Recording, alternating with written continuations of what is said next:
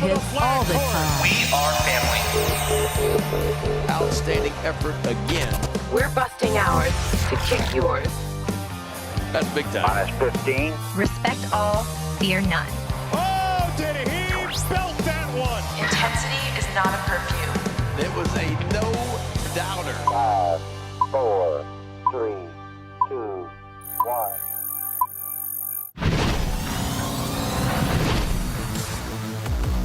We are up in the bird's nest, kind of, here at Oriole Park at Camden Yards. I'm Brendan Mortensen, joined via Zoom by Annie Klaff, at which we can only assume is a new outdoor variation of a Barnes & Noble. That's my best guess. We've only been joined by you from a Barnes & Noble, and I think that's the only place that you would be Zooming us from.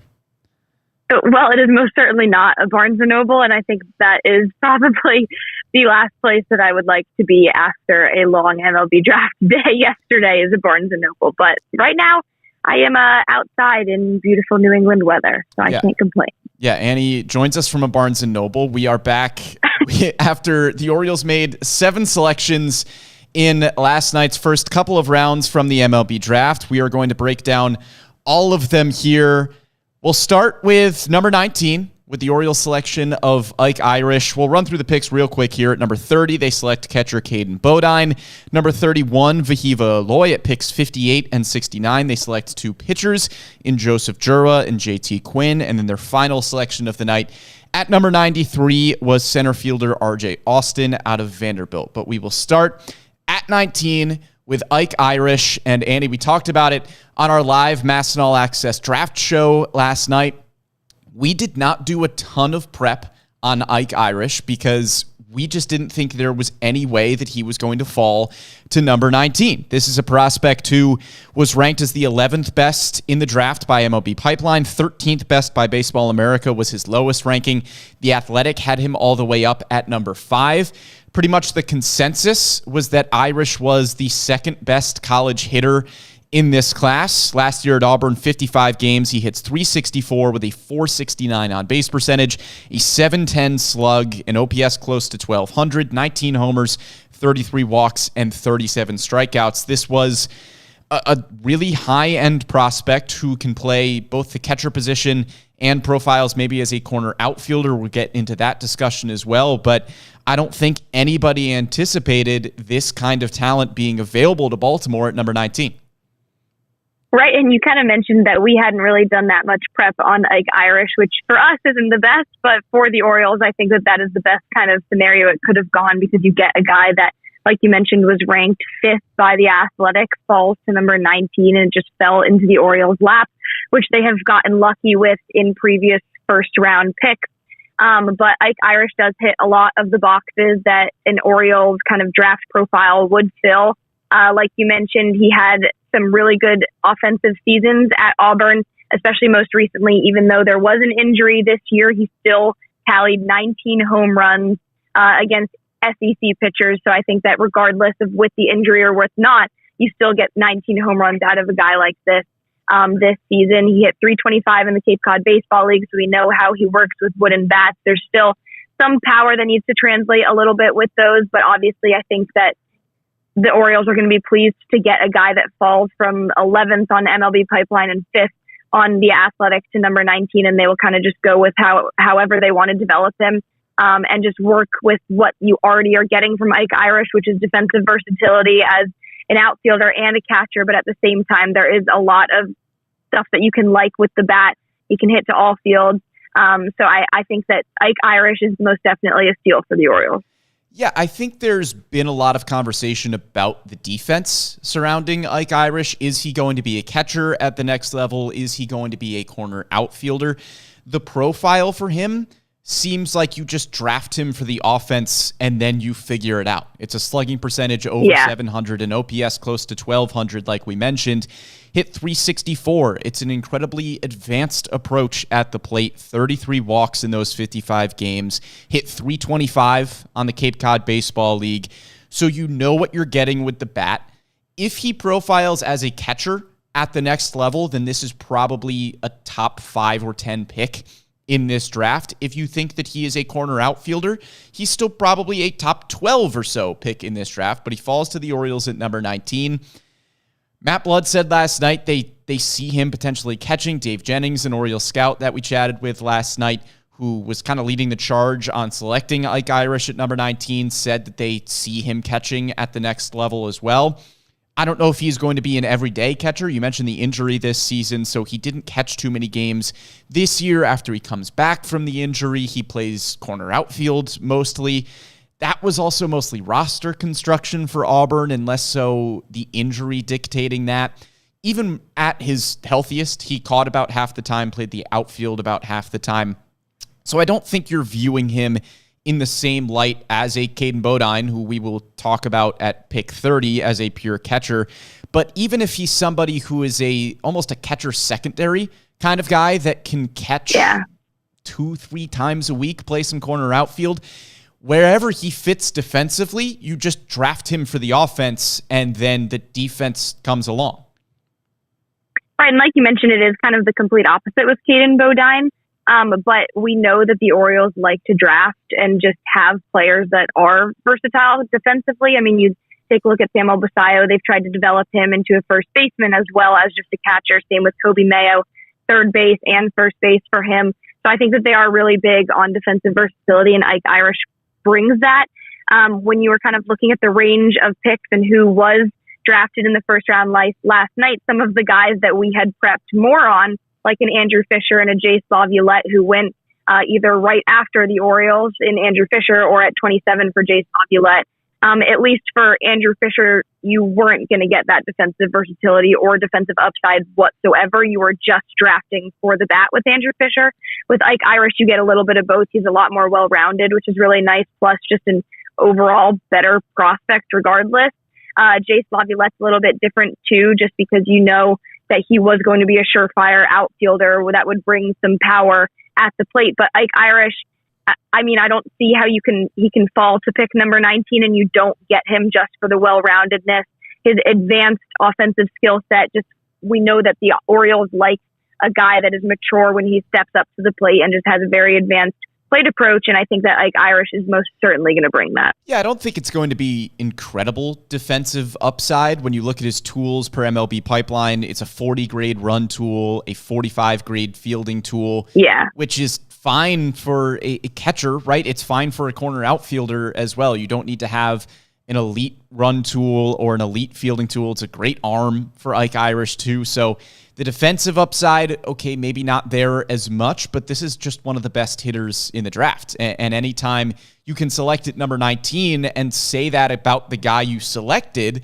I think you're pretty happy with your first overall draft pick, and that's what they get in Ike Irish. But we'll go to Kaden Boddine, who was the Orioles selection at number 30. And this is somebody who, as you mentioned, it's different from Ike Irish. Boddine is a catcher through and through. This is a switch hitter, also with an advanced plate approach, doesn't have the same kind of upside from a power perspective as Ike Irish does. Irish with 19 homers last year, Boddine with just 5, but he walked 47 times in 67 games with 24 strikeouts and hit .318 with a .454 on-base percentage. It's a switch hitter. He's going to get on base. He's going to be a tough at-bat every single time he's up there.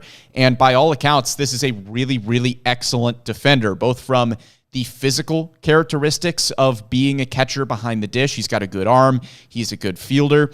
But also, there have been a lot of good reports just about how he calls a game, how he manages a pitching staff. It feels like an incredibly high floor pick for the Orioles to make it number 30.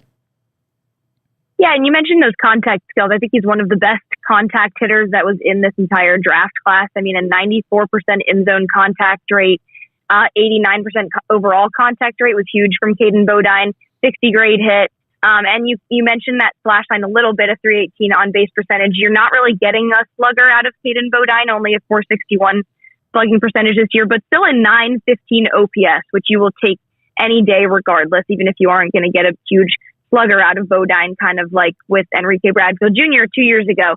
But this is another guy that also has experience on the Cape Cod Baseball League. He hit .384 there in 26 games. An 8% strikeout rate in his entire college career is massive.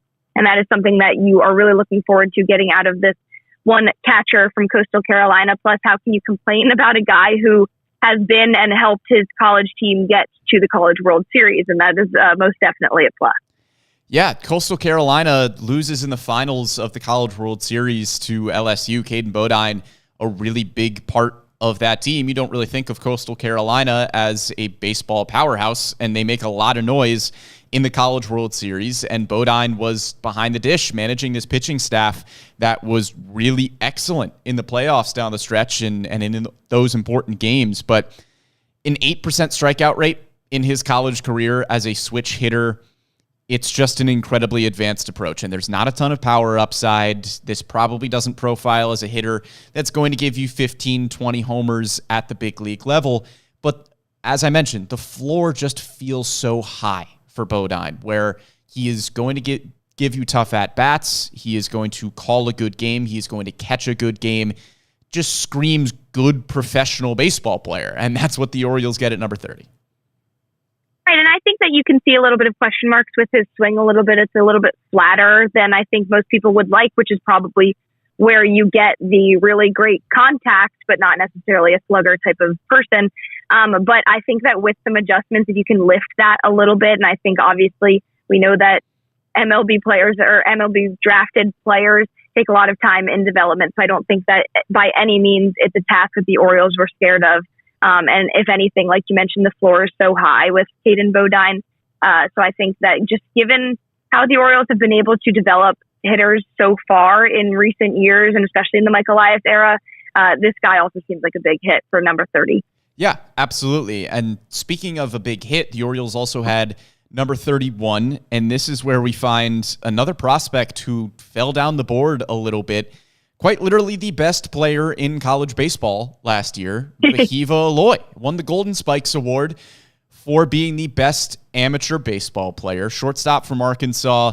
Dude can hit for power. He is arguably one of the better defenders in this draft at the shortstop position. I don't think many people anticipated Aloy being available for the Orioles at pick number 31. If you were looking at some final big boards from MLB Pipeline and Baseball America, Aloy comes in at number 17 on MLB Pipeline and number 16 at Baseball America, and the Orioles select him at number 31. The power potential is there. The defense is certainly there at a premium position up the middle at shortstop. I think the Orioles, with some of these top picks, Boddine, somebody you expected to go earlier, Aloy, somebody you expected to go earlier. We talked about Ike Irish, expected him to go way earlier. I think you're kind of doing jumping jacks with these first three picks if you're in that Orioles war room, because you don't expect any of these dudes to be available. Yeah, 100%. And I think with Aloy, he checks two massive boxes that fit traits that the Orioles tend to like in draft profiles. And the first one is that he's physical and he brings defensive upside, where he's 6'2", 200 pounds as an infielder at shortstop. And like you mentioned, I think that his defense is already there at this point right now, and it can only get better from there. But then the other one is just the exit velocity. He's already reached up to 114 miles per hour off the bat, which we know the Orioles tend to look for in their players that they're drafting. I think when you look at some question marks a little bit, there is kind of that swing and miss and chase. But when you take a look at the player as a whole, necessarily, instead of just looking at the chase and the swing and miss, that you are still getting a really, really, really good player, especially with an organization that has full confidence in their development team and the whole development side of things. But you mentioned the Golden Spikes Award winner. I also don't know how you can pass that up if he just falls into your lap. So I think that with those first three picks, the Orioles have most definitely gotten all that they could have gotten out of those picks. I mean, I know there's a lot of conversation of, okay, getting some pitchers in that range, but I think that for what it was in the first night of the draft with 7 picks, they did very, very well for themselves. Yeah, Aloy reminds me a little bit of the Jordan Westberg profile coming out of Mississippi State. Yeah. Jordan Westberg coming out of state, again, a big physical athlete. Jordan Westberg, you're talking about a dude who was, I think, right around that 6'2", 6'3" area coming out of Mississippi State. Big physical athlete, a ton of power potential from the right side of the plate. was a shortstop at that point, but another guy whose power potential maybe dictated a move over to third. I think Jordan Westberg proved throughout his minor league career that he could stick at shortstop defensively. Westberg probably a little bit of a better athlete than Aloy just from a run tool perspective. Aloy, a 45 grade run tool. Westberg, at the time coming out of Mississippi State, had a 55 grade run tool.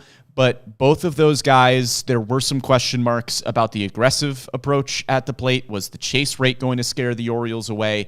But they're both big physical athletes, good defenders at shortstop with a ton of power potential to all sides. Jordan Westberg, coming out of college, was somebody who was viewed as somebody that just had a ton of power to the pull side. But now Jordan Westberg at the big league level hits opposite field home runs all the time. I think Vahiva Aloy is a similar type of player where there is power upside everywhere. And as a big physical guy, it's only going to translate into the next level for him. And so I think that Westberg comp makes a little bit of sense there. Yeah, and especially when you look at the history of the Orioles drafting under Mike Elias, and it's been a lot of college hitters, and you kind of see that same pattern follow suit with these first three guys this year. Obviously, we knew that the draft class in 2025 was very high school hitter friendly and very high school shortstop heavy. So I think when you looked at how the board was going to run when it came to pick 19, 30, 31, it was either, okay, you're going to get the best college hitters off the board early on, and then you're going to have to go for a high school shortstop, or a lot of the high school shortstops like Ethan Cunningham, who went right before the Orioles pick, were going to fall off the board early. So then you were left with some of these best college hitters, and you really lucked out with those three in getting Boddine, Ike Irish, and Vahiva Aloy. Yeah, so those were the top three picks for the Orioles. We thought those were the top picks that they were going to have in this draft at 19, 30, and 31. And then last week, they make a splash. They trade Brian Baker to the Tampa Bay Rays, acquire the 37th pick in this draft, and with that 37th pick, they select outfielder Slater DeBruin. There was some speculation as to whether or not the Orioles could select a pitcher with one of their first four picks. They do not. We kind of tried to warn you a little bit here on the Bird's Nest and on our MASN Orioles live draft show that the Orioles have a formula. They stick to it. It works. Slater DeBruin fits into that formula for Baltimore. A little bit smaller, 5'10", 187 according to MLB Pipeline. He is their 24th ranked prospect coming into the draft. And again, he falls to the Orioles a little bit at number 37, 30th ranked prospect on Baseball America. Smaller frames have not scared teams away as much over recent seasons. Think about somebody like Corbin Carroll out in Arizona, certainly not making that comparison that Slater DeBruin is going to turn into Corbin Carroll. Obviously, you'd be happy if he did, but DeBruin, outstanding athlete, 65 grade run tool, good outfield defender, and it's a good hit tool as well. Pretty advanced approach at the plate for a younger high school guy. Yeah, and you kind of mentioned getting that fourth pick too, where you also had a higher allotment for bonus pool money. So it gave them some more flexibility to sway some high school hitters away from college commitments. DeBruin was committed to Vanderbilt at the time. But I think with Slater DeBruin, you mentioned not very physical, and I think you are getting an elite athlete, though, on kind of the other side of things, where, yes, he may be 5'10", 187, but that 65 grade run, 60 grade field is going to be huge. And of course, they had to dip into the high school hitters that pool a little bit with these four picks. So I'm really glad that they got their three college hitters and then ended that fourth one before the second round started with a high school guy, kind of fits the same mold with that outfielder defensive upside. So I really like him as well. And I think that when you get to the intangibles, Slater DeBruin fills out a little bit too, because he has a high baseball IQ according to Baseball America, and a really good mix of tools with that. Yeah, it's a really good hit tool. MLB Pipeline raves about his approach to the plate, really good eye. And when we talk about the kinds of hitters that the Orioles like to select, they showed it off in this draft. It is plate approach. They want guys that make hard contact. Another note in Slater DeBruin's, scouting report was that he showed up for his final high school season with some added strength, was able to add some exit velocities. Even somebody like Kaden Boddine that didn't have huge home run numbers still solid pop, some solid exit velocity. So they like guys that can make hard contact, and clearly they want guys with an advanced plate approach. I mean, there's really, Levi Aloy is the only one that you could look at and say, okay, he chases a little bit more, but the dude still hit 350 in his junior season at Arkansas. Yeah. So it's still an advanced approach at the plate. Slater DeBruin shares that, Kaden Boddine, and Ike Irish as well. So the Orioles, we know how much they emphasize swing decisions down on the farm, how important that has been in their player development philosophy, and clearly they are leaning into, with these top 4 picks, guys that are coming to the system with that advanced plate approach already, and the Orioles are just going to refine it and hone it, and hopefully you get some more power out of guys like DeBruin and Boddine, and you maybe limit the chase for Aloy, and you just maybe tell Ike Irish to keep doing what he's doing, because pretty much everything he does at the plate works well. But these 4 guys really all fit the mold of what the Orioles like to do when they are selecting hitters. Right, and it's going to be so much harder, too, now that when they're performing well in a given season and making it to the playoffs, that they're going to be drafting later. So it's going to be hard to find players that check every single box. One of those guys that we thought would check that box was Jace Laviolette, but obviously that was before we knew Ike Irish was going to fall to number 19. Right. So I think either way, when you get to 30, 31, 37, it's going to be very hard to find a player that fits the mold exactly in every single box, like chase rates, like exit velocity, playing down the middle, you name it. So I think that for the picks that they have gotten, and I think with just having the abundance of them, having 4 picks before the second round even began, that's just 4 shots to make a hit. And I think with these guys, you have a really heightened chance to make a hit on one of them, or all of them for that matter. Ike Irish and Kaden Boddine feel like pretty high floor prospects. Levi Aloy, Slater DeBruin, a few guys with some really elite tools. Slater DeBruin, great athlete. Levi Aloy, some really great power potential, outstanding exit velocities, and really high upside defensively as well. When you're drafting later in the first round, you're not going to find perfect prospects that have every tool that jumps off the board, or else they'd be going top 3, where the Orioles were selecting for a lot of years. And so there are going to be prospects later on in the first round that will have a question mark here or there. For Boddine, it's maybe the power potential. For Aloy, the chase rates. For DeBruin, the power potential. But the Orioles clearly believe that these guys have elite traits that will be able to carry them throughout professional baseball. That's something that Matt Blood mentioned in our conversation, where when you're looking later in the first round, what do these guys do really, really well that will help them succeed at the next level? And with 4 hitters here, the Orioles clearly believe that they have 4 guys that are going to be good pro baseball players and have a good chance of making it to the big leagues. We do see your comments as we are live on our MASN Orioles Facebook and YouTube pages about wanting pitchers. We saw them last night. We couldn't go shout out up to the war room and tell them to draft some pitchers, but they did select pitchers last night. 2 of them, Joseph Jera, lefty out of Michigan State, JT Quinn, a right-hander out of Georgia. We'll start with Jera, who, if you are looking at trying to pronounce the last name, it is Jera. It is a very complicated spelling, but we're pretty sure on the pronunciation there. 6'8" lefty, and it's a bit of an odd profile. 2.36 ERA and 15 starts for Michigan State last year. At number 58, he is the highest selected pitcher of the Mike Elias era. That was a crown previously held by Jackson Baumeister a few seasons ago. But for Jera, it's over 10 Ks per 9. Already has a ton of really good command, just over 2 walks per 9 last season. What makes him interesting is that he stands at 6'8". It's a bit of a funky arm slot. And the fastball velocity only sits at around 92 miles an hour, which you wouldn't expect for a guy that big and that tall. So to me, this screams that the Orioles think there is more velocity potential in there, and they believe they can unlock it in Jera. Yeah, and back to your point of, okay, well, this was probably the year where most fans wanted to get a pitcher much earlier on, maybe even the first round pick. But at the end of the day, with the amount of picks that they had, they were, for each single one, going to go with best player available, regardless of position. I think that that's the common trend for most teams in MLB draft styles is just go with best player available. And clearly that's what they thought they were going to go for, because you can't necessarily take a pitcher over Ike Irish if he falls to number 19. But yes, you do get the highest drafted pitcher in the Mike Elias era with Jera. You mentioned that fastball. What is very interesting about him is a 60 grade changeup, which is his best offering.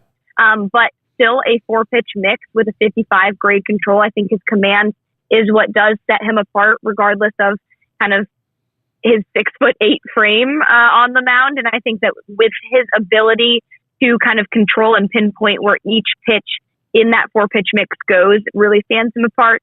Also, not to mention the Big Ten Conference Pitcher of the Year, so some accolades on that front. But you really like this pick at 58, feels a little bit of a steal. And how can you be upset with the Orioles just drafting a pitcher as early on in the Mike Elias era? Yeah, the changeup is really good, like you said. The fastball, I think, is going to be the biggest question mark. Is it going to sit 89, 90, 91, or is it going to sit 92, 93? Because the Orioles are currently having a lot of success with a lefty who stands at 6'5", who has a really good changeup and a fastball that's sitting about 93, 94 in Trevor Rogers. Of course, the difference there is that we had seen that fastball velocity from Rogers in his big league career before. He was pretty consistently at 95 with Miami. With Jera, we haven't seen that velocity potential yet. But at 6'8", that ball gets on you quick. And with his kind of unique arm slot, if that fastball is sitting 93 consistently rather than a 91 consistently, even 2 miles an hour makes a huge difference. So I think the Orioles must have a plan here to be able to unlock some more things with him. But this is still a really good pitcher with command for the zone.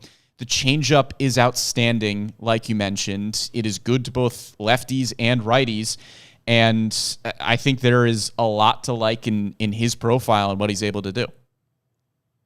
Yeah, and you kind of get a little bit of a different type of pitcher in JT Quinn from Georgia, where you have someone whose fastball is his best pitch. So that's a 60 grade fastball from JT Quinn, a right-handed pitcher. He stands at 6'6", but the fastball reaches mid-90s on average, but peaks out at 98 miles per hour with some arm side runs. So I think that with JT Quinn, you get a little bit different of a guy. His control isn't as good as Jera, so I think you get both sides of the coin there, one righty, one lefty, different conferences, and some different types of offerings and which one's better for which. So Jera, you obviously get that change up with some question marks on the fastball. JT Quinn, you have a surefire fastball with some curveball and slider offerings, but maybe some more question marks on those other two pitches. Yeah, Matt Blood mentioned on JT Quinn that he had kind of been a stock-up guy in the second half of the season, starts his career at Ole Miss, transfers to Georgia, who has a really good pitching coach there and have a good pitching development system, gets the fastball up to 98, like you mentioned. He's going to be an interesting case because he has been a reliever for a lot of his college career, has started some games here and there. So how will the Orioles stretch him out in pro ball? What is their plan for JT Quinn? The stuff is obviously there for a 6'6" righty. So the two pitchers that the Orioles draft last night stand at 6'8" and 6'6". I don't know if that was an intentional, we want to draft really tall pitchers kind of plan, or if it just worked out that way, because a lot of those guys can have high upside just from a stuff perspective. But the Orioles draft a combined 13 feet 4 inches of pitchers. So that works last night. Right, and it seems like there were a lot of really tall pitchers in this draft class. I saw a number of 6'8" on there, but I mean, how can you also complain about getting right? Exactly. How can you also complain about getting a lefty college pitcher and a righty college pitcher? So a little bit of diversity in their picks so far. Two pitchers, two catchers, one with defensive versatility, one as a surefire catcher, and then one outfielder and another outfielder as the last pick. Yeah, and in Jera, you get a guy who's kind of command first, and maybe you'll see where the stuff comes along with that 60 grade changeup. JT Quinn, stuff first. Is the command going to be there? The strikeouts have been there at Georgia. And then, as you mentioned, R.J. Austin, the final pick of the night for the Orioles at number 93, an outfielder from Vanderbilt. He was teammates with Enrique Bradfield Jr. back at Vandy.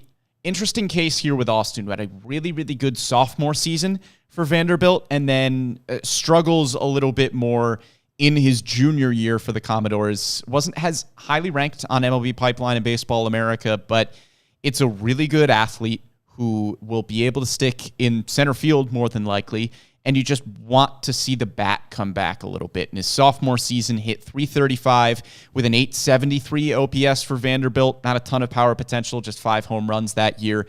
But then his junior year, .257, .736 OPS, 2 homers. You know the bat is in there because you saw it in his sophomore season, but just didn't show up as much this year. Right, and you can correct me if I'm wrong, but I think Enrique Bradfield Jr. was the same way, where his freshman, sophomore seasons were his year. best. Still had a good junior year, but it was down a little bit. His stock was a little bit down. Right.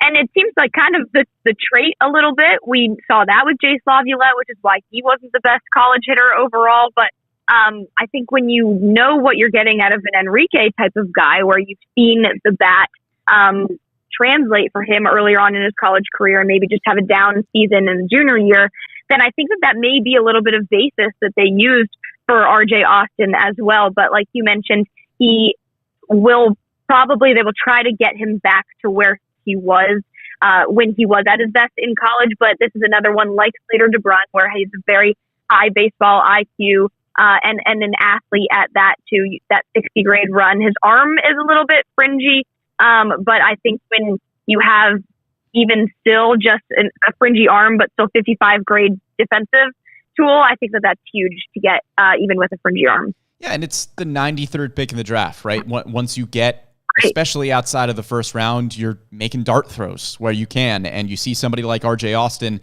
with plus speed, good athlete, maybe some more hit potential that he showed in his sophomore year than his junior year. You're taking a dart throw at that point. But I think overall for the Orioles, if you're an O's fan, I think you got to be pleased, especially with those top 4 picks, 4 guys that seemingly fall to your selections at 19, 30, 31, and 37. You draft a pair of pitchers that have a ton of upside, and then R.J. Austin, a good athlete, they're rounding things out. Couple of catchers. Again, not sure where Ike Irish will play at the next level, how much he catches versus playing the outfield. Kaden Boddine, a surefire catcher. Levi Aloy, a surefire shortstop. Slater DeBruin, a great athlete in the outfield. So you get a bunch of different position players that profile in a lot of different ways. Irish, the great hit potential. Boddine, an excellent defender. Aloy, an excellent defender with a lot of power potential. DeBruin, probably the best athlete of the group. So you get a lot of different guys with different archetypes and profiles, but a really exciting night 1 of the draft. Yeah, and I can't say that I'm surprised at all with how it went for the Orioles. I think you and I were pretty much, okay, we knew it was going to be a position player first in the first round. We probably knew it was going to be 2 more position players for second and third from the Orioles.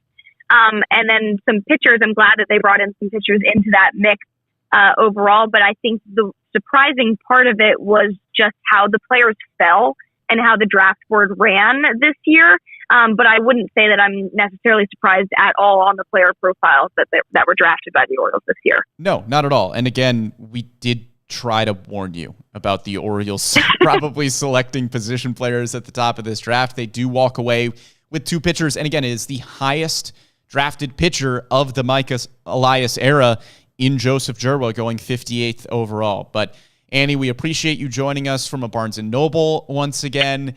Get some sleep after a long few weeks of draft prep. The Orioles are quite literally on the clock right now as we are doing this podcast. So, Annie, we know that there's going to be more draft content to come, but appreciate you hopping on the podcast. Awesome. Thank you, Brendan. You get some sleep as well. Yeah, we will try. But thank you for tuning in to this week's edition of The Bird's Nest, a special Monday morning edition after the Orioles' first 7 selections in the MLB Draft. If you weren't following along with us live on our Facebook and YouTube channels, you can catch us after the fact on Spotify, SoundCloud, Apple Podcasts, Google Podcasts, wherever you get your podcasts. You can find us here on The Bird's Nest. No podcast for us this Wednesday. it's the All-Star break, and even your favorite podcasters need an All-Star break as well. So we will be back after the break talking more Orioles baseball. Big thank you to Amy Jennings behind the scenes for producing this one. For Annie Klaff, I am Brendan Mortensen, and we'll catch you next time.